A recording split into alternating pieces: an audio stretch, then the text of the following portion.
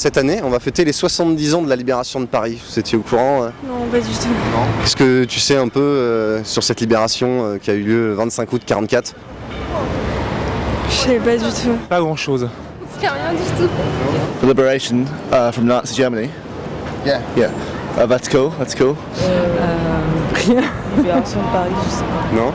Je ne sais pas dans le détail, mais enfin je sais la grande histoire. Vous savez qui sont les premiers soldats à être rentrés dans Paris C'était les nôtres en quelque sorte. C'était donc ceux qui avaient rejoint le général de Gaulle en Angleterre. C'est pas les forces françaises de libération. Moi je dirais les Américains. Je dirais les Américains, mais c'est peut-être une bêtise. J'apprends que ce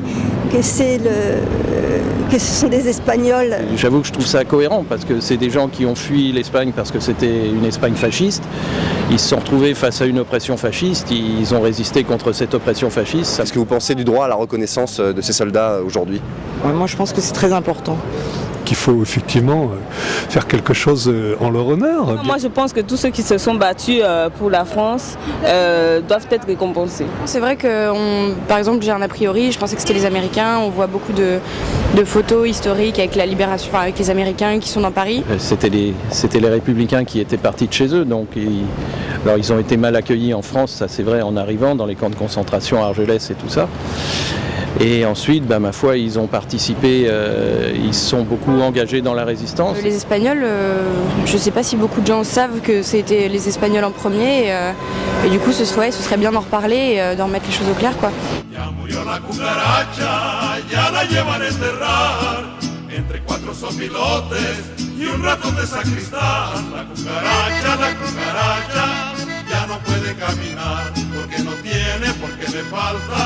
Marihuana que fumar, la cucaracha,